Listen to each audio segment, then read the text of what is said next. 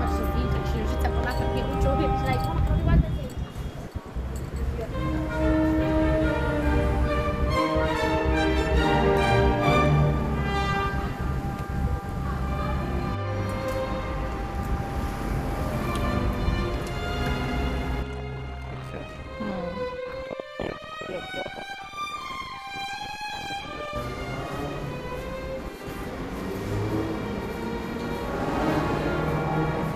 W ostatnim etaże dwa okna wychodziły na dwór.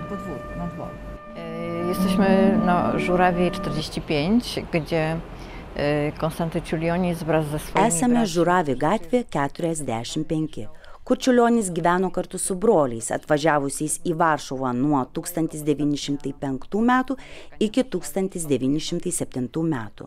Tai buvo paskutinė jo gyvenamoji vieta Varšuvoje. Iš čia jis išvažiavo į Lietuvą. Dar grįžo į Varšuvą 1908 metais, bet trumpam pasimti išleistos dainų knygos Viversalis. Tai Varšuvos centras.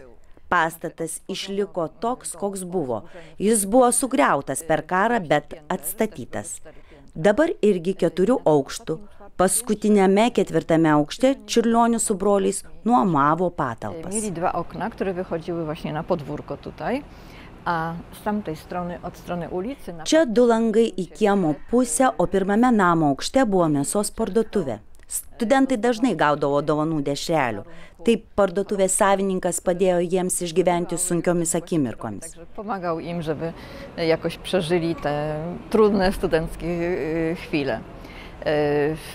Był tutaj, odwiedzał go Adam Rimša, który jechał... Čia Čiurlionį aplankė Petras Rimša pakeliui į vakarus. Apsistojo čia vieną dieną, diskutavo apie lietuviškas dainas, kultūrą, lietuvių judėjimą. O ruchu litewskim. A Čiurlionis dzielił to mieszkanie właśnie z braćmi, którzy wszyscy razem mieszkali. Čiurlionis su broliais gyveno visi kartu tose pačiose patalpose. Čia jos aplankė ir mama. Ji prieš Velykas, žinodama, kad sūnus neparvažiuos į Druskininkus, prisikrovusi dovanų sėdo gardinį traukinį ir atvažiavo į Varšuvą praleisti Velykų. Szynkami przyjechała tutaj, żeby obchodzić z nimi razem Wielkanoc. Ten dom jest jedynym miejscem, gdzie... Šitas namas yra vienintelė vieta, kurioje matyti Čiurlionio buvimo Varšuvoje pėdsakai. Čia kabo lentelė, prieš pusę amžiaus padaryta Varšuvos lietuvių iniciatyva. Visada, kai minimas Čiurlionio gimtadienis, Lietuvos ambasados atstovai ir kiti miestiečiai padeda čia gėlių. Ambasadą litewską, no czasami przez inne osoby. A to były kamienice przeznaczone też na wynajem. Šita patalpa skirta nuomai, ją nuomavo skirtingiems žmonėms.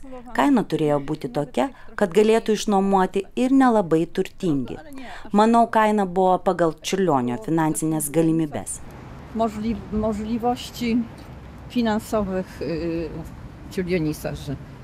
Jesteśmy na ulicy Wspólnej, dawniej tutaj numer 45. Esame Wspólnos gatvėje. Anksčiau čia, 45 numeriu pažymėtame name, buvo dailės mokykla. Iš pradžių jai vadovavo kažkokia moteris, vėliau perėmė Konradas Krzyžanovskis, kuris buvo priimtas kaip profesorius į Varšuvos dailės mokyklą. Ir čia į jo dirbtuves Wspólnos gatvėje ateidavo tie, kurie norėdavo stoti į Varšuvos dailės mokyklą. Pavyzdžiui, čia lankėsi Janina Babinska. Ji parašė atsiminimus, kaip vaikščiojo pas Kšižiką. Tai Konrado Krzyžanovskio pravardė. Todėl ir pavyko nustatyti, kad čia naujo pastato vietoje buvo ta mokykla. Miejscu zburzonego budynku powstał, tu się mieściła właśnie ta szkoła.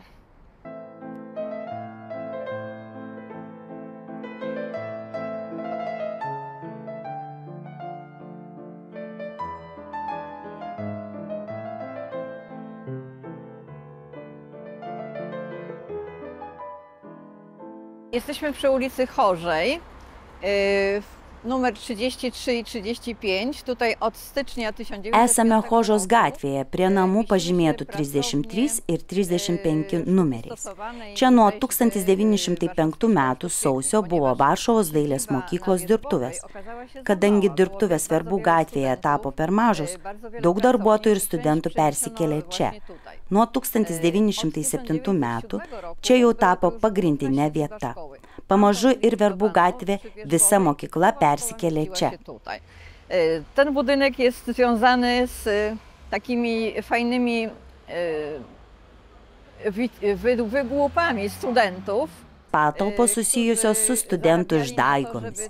Jie stengdamiesi papildyti mokyklos biudžetą, organizuodavo renginius. Na przykład występy, ponieważ w Warszawie wtedy gościła Izadora Duncan. Tuo metu Varšuvoje koncertavo Izadora Duncan. Studentai nupiešė plakatą, kad jų mokykloje koncertuos Izadora Duncan. Viską paruošė. Buvo nedidžiulė žirafa, kuri sėdėjo parteryje, o jos galva siekė paskutinį aukštą. Ir kiekvienas galėjo pačiupinėti tą žirafą. Na ir šoko tariamoji Izadora Duncan.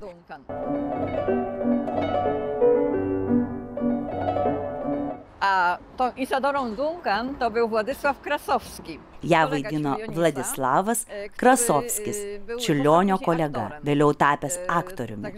Žmonės patikėjo ir ėjo pažiūrėti Duncan. Tik vėliau suprato, kad tai vyras. Jei būtų galėję prieiti arčiau, būtų pamatę jo plaukuotas kojas. Do tego dochodziła jeszcze zadłużenie się w Marii Morawskiej, ta miłość, która... Žinoma apie Čiurlionio santykius su Marija Moravskaja. Tai meilė įsižiebusi slapčia. Žinoma, kad Čiurlionis vieną kūrinį dedikavo Marijai Moravskajai. Buvo įprasta širdies damai skirti kūrinį.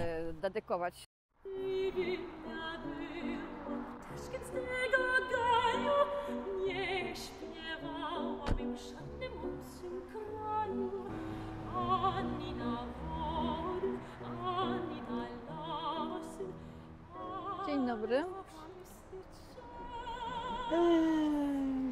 Chciałabym kupić, nie wiem, 2 kwiatki. Laba diena, norėčiau pirkti 2 gėlytes. Po kiek? A w doniczce po ile są? 20 zł są ceny 10. A to? 10-20 zlotų. To O może tos to jedno. 20. Znaczy, może to, tak. Gal tą vieną.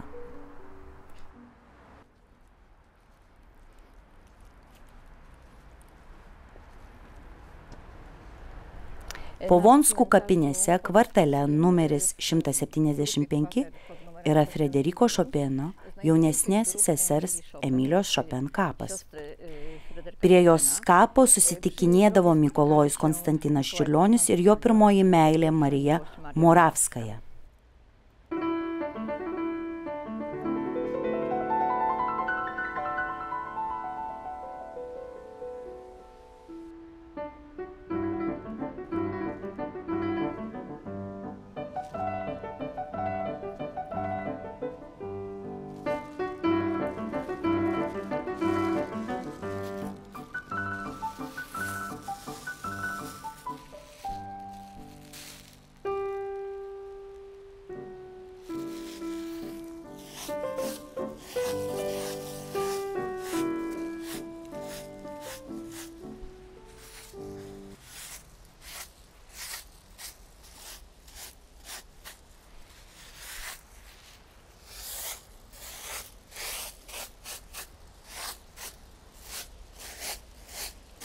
Ta stara brzoza. Šitas senas beržas mena Marijos Moravskajos ir Mikalojaus Konstantino Čiurlionio laikus. Pasodintas Marijos Moravskojos prašymu kaip jų meilės liudininkas. Susitikimų su Kostuku vietoje. Povonskų kapinėse.